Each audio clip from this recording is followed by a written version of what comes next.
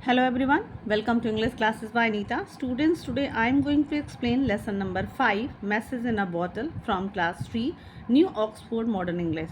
Students, I will read this poem line wise and explain in Hindi. So be with me and get ready for understanding. A long time ago, यानी कि बहुत समय की बात है, बहुत समय पहले, टू चिल्ड्रन, दो बच्चे, Meena and Ajay, lived in a small fishing village by the sea in South India.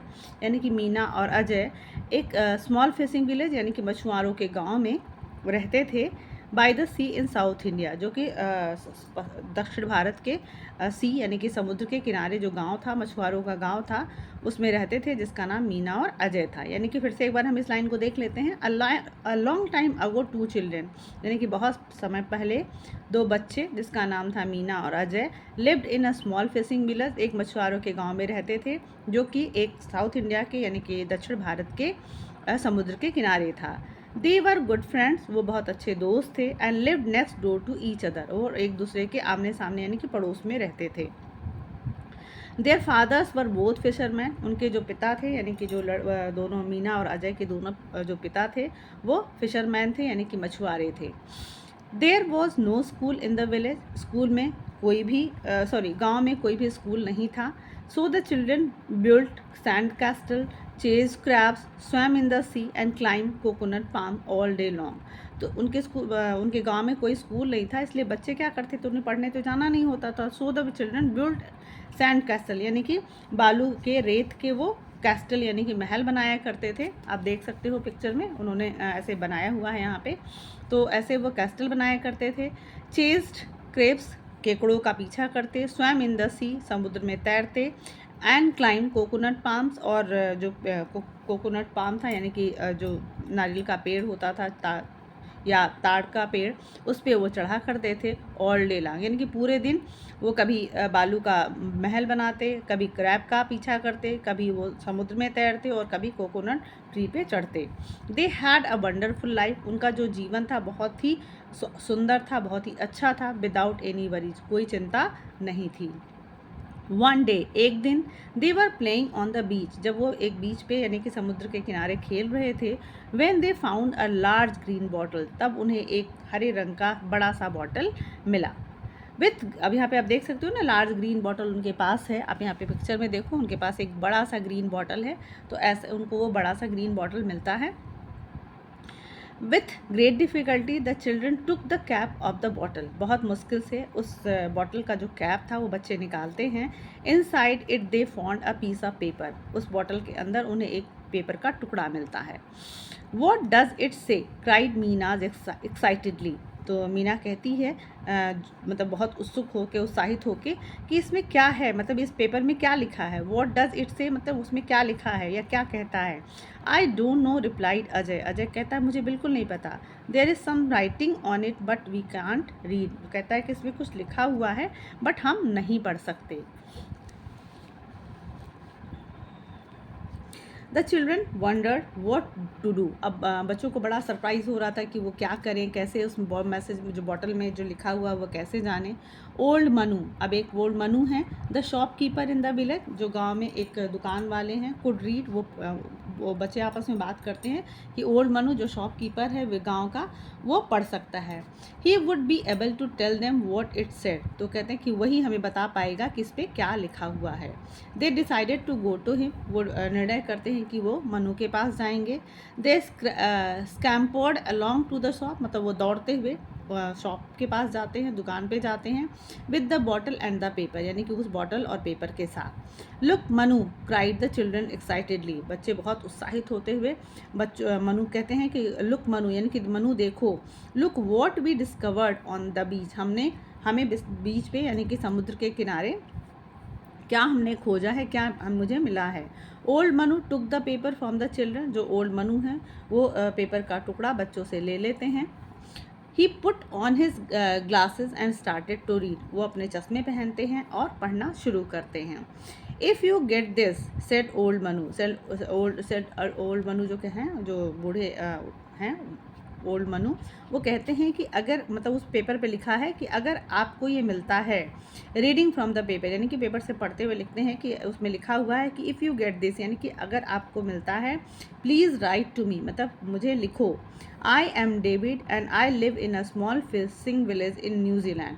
तो उस पर लिखा है कि प्लीज़ राइट टू मी मतलब अगर ये पेपर आपको मिलता है तो मुझे एक लेटर लिखो। आई एम डेविड, मैं डेविड हूँ यानी कि जो वो लेटर मैसेज लिखने वाला है उस बॉटल में वो डेविड है। And I live in a small fishing village, मैं एक छोटे से मछुआरे गाँव में रहता हूँ। इन न्यूजीलैंड, जो कि न्यूजीलैंड में है। हियर इज़ माई एड्रेस, और उसमें उसका एड्रेस दिया हुआ होता है। Old Manu pointed to the address on the paper, और ओल्ड मनु उस पेपर पे जो एड्रेस लिखा है उसको पॉइंट आउट करते हैं यानी कि इशारा करते हैं। Here is the boys address he said, कहते हैं कि ये लड़के का एड्रेस है।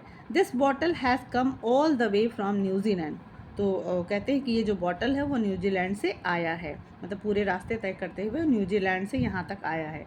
इट इज़ अ कंट्री फार, यानी कि ये पूरे मतलब इस देश से बहुत दूर है। फॉर अवे, बहुत दूर। ओवर द डीप, यानी कि गहराई में है। ब्लू सी, यानी कि समुद्र जो गहरा है, नीला समुद्र है, उससे इस देश मतलब इस एक देश से दूसरे देश में यानी कि बहुत दूर है। You must write to David, तुम्हें डेविड को कुछ लिखना चाहिए, मतलब कि तुम्हें ये बॉटल मिला है तो तुम्हें डेविड को मैसेज करना चाहिए, तुम्हें कुछ लिखना चाहिए। He must be a small child, उसे एक छोटा बच्चा होना चाहिए, यानी मस्ट बी यानी कि वो एक अनुमान लगाते हैं, इमेजिन करते हैं कि वो भी एक छोटा बच्चा होगा। जस्ट लाइक यू, जैसे कि तुम लोग हो। Tell him that you found his message, तो कहते हैं कि तुम उन्हें बताओ कि तुम्हें ये मैसेज मिला है। The children look down eight their feet, अब दोनों जो बच्चे हैं वो अपने पैरों की तरफ देखने लगते हैं, यानी कि सर झुका लेते हैं। दे लुक सैड, वो दुखी दिखाई देते हैं। Why are you looking so sad, asked old Manu, जो ओल्ड मनु है वो पूछते हैं कि तुम लोग इतने दुखी क्यों दिख रहे हो। वी कैन नॉट रीड और राइट, कैन बी, तो कहते जो बच्चे हैं वो कहते हैं कि हम लोग पढ़ और लिख नहीं सकते हैं, क्या हम कर सकते हैं ऐसा।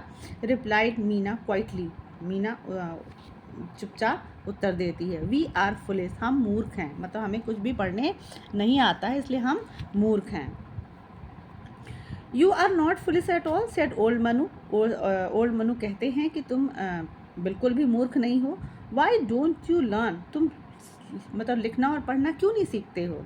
There is no school there, said Ajay, तो अजय कहता है कि यहाँ तो कोई स्कूल ही नहीं है। हाउ कैन वी लर्न, हम कैसे सीख सकते हैं, हम कैसे पढ़ सकते हैं। I will teach you, said old Manu, तो जो ओल्ड मनु है वो कहते हैं कि मैं तुम्हें पढ़ाऊँगा।